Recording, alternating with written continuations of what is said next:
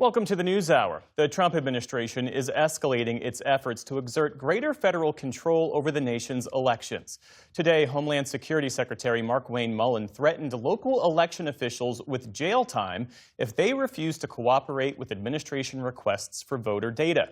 It follows President Trump using a primetime address to revive debunked claims about the integrity of American elections and to call for more restrictive voting laws ahead of the November midterms.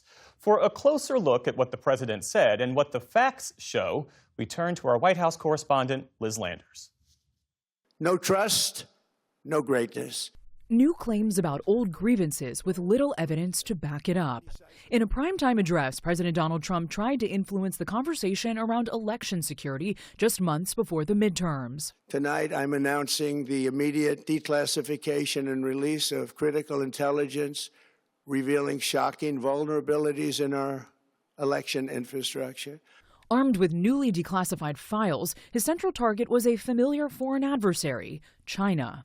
The People's Republic of China carried out what is believed to be the largest compromise of election data in history, resulting in China's illicit acquisition of 220 million U.S.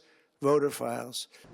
The president painted a dark picture of U.S. election security, but a close look at the White House's own released documents reveal a different reality.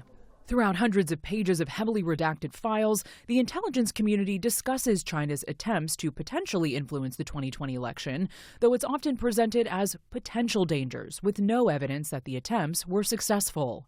In fact, one declassified document explicitly states that, quote, publicly available U.S. voter registration information for 6 states was downloaded by the People's Republic of China, redacted, in 2022, well past the 2020 election. David Becker, a former Department of Justice attorney who runs the Center for Election Innovation and Research, said Trump's claims are false. The reality is it wasn't a hack. As much as we might not like the fact that China is trying to acquire as much data as it can on Americans, the voter lists in the United States are public. There's a public voter list in every state. It's available for purchase. Sometimes it's free. Mr. Trump also alleged a coordinated campaign by Beijing to target his political standing. They fought like hell not to have it Donald Trump to win, and for good reason. And turned his focus to the hardware of democracy itself. They're vulnerable and they're easily compromised. Becker said unfounded conspiracies regarding foreign tampering do not match American safeguards. So we have had all paper ballots in the United States since at least 2020. The only state that doesn't have paper ballots currently is Louisiana. Becker added these ballots leave a verifiable physical trail reviewed by the voter.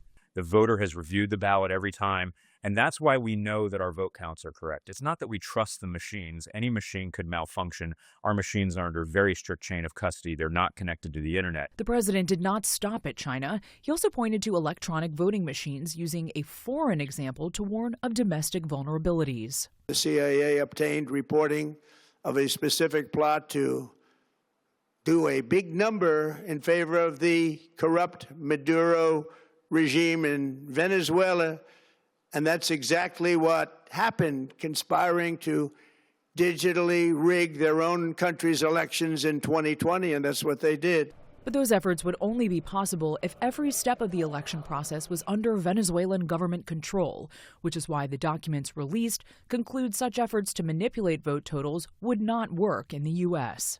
Mr. Trump also took aim at immigration, linking border crossings directly to the ballot box. According to the DHS review, state voter rolls and public records, they identified approximately 278,000 non-citizens who are registered to vote in federal elections.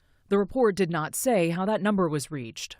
Homeland Security Secretary Markwayne Mullin was unable to say in a press conference today how many, if any, of those people actually were able to vote. The president used the speech to pressure Congress to pass the Save America Act, a sweeping voter ID and proof of citizenship bill. But federal databases and screening tools used to identify non-citizens have been repeatedly shown to erroneously flag United States citizens. Inaccuracies frequently surface when the systems rely on outdated records or attempt to verify the citizenship status of naturalized Americans. It accumulates false positives so often that a federal judge just last month blocked the Trump administration from using it, adding it has haphazardly combined and repurposed, quote, the private information of millions of Americans, including citizenship data that they knew to be unreliable. The president's repeated false claims do serve one political goal, preemptively sowing doubts ahead of the November midterms. Becker says despite all that, elections will run smoothly. I have every confidence the election is going to be secure. It's also going to be convenient for voters to participate in, and whoever the voters choose to serve, those people are going to take office. For the PBS News Hour, I'm Liz Landers.